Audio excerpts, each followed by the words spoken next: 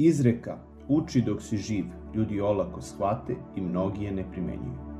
90% ljudi po završenom formalnom obrazovanju nikada više ne sednu da uče. Zašto je bitno učiti i šta sve dobijamo učenjem? Saznaćemo u ovom videu. Da li kad završimo formalno obrazovanje treba da prekinemo sa učenjem? Mnogi ljudi tokom svog obrazovanja steknu veliku averziju ka učenju, a to je zato što im niko nije pokazao tehnike koje olakšavaju pri učenju.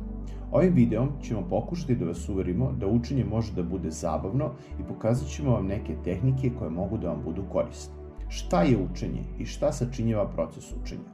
Učenje je proces u kome vi informaciju stavljate u svoje trajno pamćenje. Vreme koje je potrebno da jednu informaciju stavite u trajno pamćenje je mesec dana. O tome će biti reči kasnije, ali smo sada naveli kako bi vam napravili razliku između učenja i primanja informacije. Naš mozak može da u svoje primarno pamćenje ubaci najviše 7 informacija koje se brišu posle određenog vremena, ali ne odlaze u trajno pamćenje. Ovo je najveća prepreka pri učenju, jer mnogi ljudi misle da kada nešto uče i razumeju da su to naučili, a to nije tačno. Na početku smo postavili pitanje zašto je bitno da se uči. Naš mozak je organ koji pokreće sve u našem telu i što nam je mozak jači i mi smo samim tim jači. Važno je da svakoga dana vežbamo naš mozak kako bi ostali u formi kao što vežbamo mišići na telu, tako i mozak mora da se vežba. Ovo je vjerojatno nešto što ste čuli dosta puta, ali mi ćemo sada da vam prikažemo zašto je stvarno potrebno da se mozak vežba i šta se dešava ako ga ne vežbate. Stres je, kao što znate, najveći uzročnik bolesti. Stres dolazi u situacijama kada smo nemoćni i počinjemo da se nerviramo. Ono što nas izvlači iz takve situacije je ili rešavanje problema ili improvizacija. Da bi mogli da rešimo stresne situacije ili da improvizujemo, potrebno da imamo određenu smirenost i znanje iz te oblasti u kojoj se nalazimo. Smirenost dolazi iz mozga i takođe znanje dolazi iz mozga. Šta želimo reći? Da ako vežbate vaš mozak svakoga dana, lakše ćete pronaći rešenje problema i izaći iz stresne situacije, a samim tim i duže ćete održati svoje zdravlje. Druga stvar zbog koje je potrebno učiti jeste socijalizacija, to jest da budete prihvaćeni od drugih ljudi i najbližih. Sigurno ste se susreli sa pojmom generacijski jaz. Neki su ubeđeni da to postoji, a neki misle da to čisto znanje ili neznanje. U svakom slučaju, autoritet se stiče samo znanjem u određenoj oblasti i ako želite da budete prihvaćeni od strane dece, roditelja, prijatelja, kolege, šefa i da vas pitaju za mišljenje, morate konstantno da učite, radite na sebi i da budete u vremenu.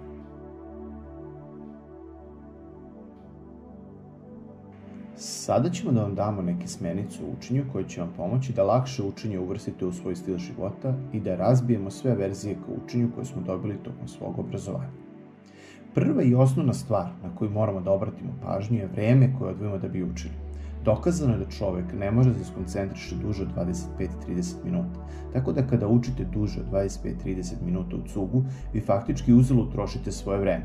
Ovo ima svoju psihološku stranu, a to je da je mnogo lakše da budete skoncentrisani 30 minuta i lakše je da se naterate da učite nego kada bi vam neko rekao da morate da za knjigom provedete 4 sata bez pauze.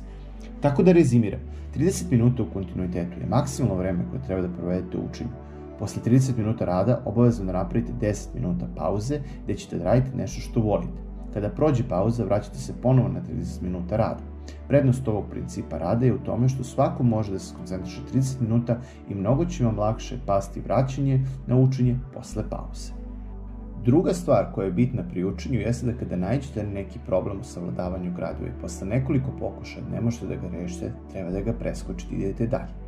Ovo je trik koji ima za cilj da vam ne ubije motivaciju za učenjem, jer obično problemi koji se javljaju najviše utiču na motivaciju i na odustajanje od učenja. Naravno da pri svakom ponovnom učenju vi treba da se vratimo na problem, ali ne smemo dozvoljno trošimo mnogo vremena na njega. Iz našeg iskustva svi problemi se reše, samo je potrebno vreme i naravno vaše strpljenje. Kada pogledate, svega čega se sećamo iz našeg ranog detinjstva jeste ono što je uslikano. To znači da najbolje pamtimo slike i filmove i takođe ćete se lako setiti nekog filma koji ste odgledali nego neke definicije iz škole. Zato je bitno da sve što učimo pretvaramo u slike ili priče, to jest filmove. U nekim od naših narednih videa vidjet ćete na primjeru kako se to radi i možda će vam biti jasnije. Ali ova smernica pri učenju je ključna za uspešnost u učenju. Probajte da kada učite pravite priče sa izmišljenim likovima i sa što čudnim radnjama kako bi lakše upamtili. Sljedeća smernica je stepenovanje znanja. Ova smernica ukazuje na to da gradivo koje je potrebno da naučite treba podeliti na nekoliko delova. Prvo je potrebno izvući iz teksta sve osnovne informacije o celom gradivu i to je prvi deo. Zatim je potrebno ponovo preći celo gradivo i izdvojiti informacije koje će nadograditi informacije iz prvog dela, tako da kada učite drugi deo bude nadogradnja prvom delu. I tako uradite dalje sa trećim, četvrtim, u zavisnosti koliko delova imate. Ovo je strašno bitna stvar, jer na ovome ljudi obično gube produktivnost u učenju, a naš mozak tako i radi. Mnogo mu je lakše da postepeno povezuje informacije nego da odjednom obrađuje sve. Posljednja smernica je najbitnija od svega što smo danas pričali, a to je ponavljanje gradiva. Svi misle da ponavljanje gradiva može da se radi kad god, samo je bitno da se ponovi. To nije tačno. Gradivo se mora ponavljati u tačno određenim vremenskim intervalima od trenutka kada unesete informaciju u svoj mozak. Ukoliko to ne poštujete, vaše učenje ima da se zadrži u primarnom pamćenju i neće otići u trajno pamćenje. Ako se sećate sa početka, rekli smo da je potrebno mesec dana da informacija ode u trajno pamćenje. Ciklusi ponavljanja su 10 minuta, 1 sat, 24 časa, 7 dana i 1 mesec. Kako to funkcioniše? Po završetku našeg ciklusa od 30 minuta potrebno je da pređemo pogledom celo gradivo koje smo uradili tokom tog ciklusa. Zatim odlazimo na pauzu i pri povratku na učenje pažljivo prođemo celo gradivo koje smo učili u proteklih pola sata. To nam je prva provera posle 10 minuta. Zatim, posle 1 sata od isteka poslednjeg ponavljanja, potrebno je ponovo proći to gradivo koje smo prvo učili. Sljedeće ponavljanje su 24 časa, a zatim 7 dana i 1 mesec. I tako informacija nakon 1 meseca odlazi u trajno pamćenje. Naš savjet je da vodite evidenciju kada ste šta učili i pravite podsjetnike kada šta treba ponoviti, jer je strašno bitno da se to poštuje kako bi imali veliku uspešnost pri učenju i kako bi vam informacije ostajale u mozgu. Jer ako to ne radite, informacije već posle 1 sata iz vaše glave izlaze i do 40%, a nakon 1 dana i do 70%. Ponovimo, zašto je bitno da se uči i da iz dana u dana sebe nadograđujemo? Zbog zdravlja, jer razvijen mozak nas čini zdravim.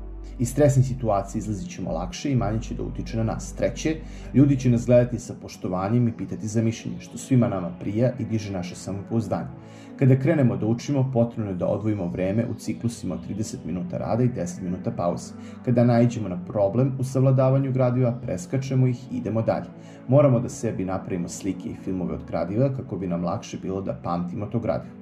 Kod samog gradiva potrebno je da ga podelimo na delove gde će svaki deo nadograđivati prethodni i naravno najbitnija stvar ponavljanje. Potrebno je ponavljati u tačno preciznim intervalima i to od 10 minuta, 1 sat, 24 časa, 7 dana i 1 mesec. U narednom videu ćemo pokazati kako se uči preko slike i vidjet ćete kako da za samo 10 minuta naučite 10 vremena u engleskom jeziku. Ako vam se naš video dopao, možete nas pratiti na Facebooku, Instagramu i YouTubeu.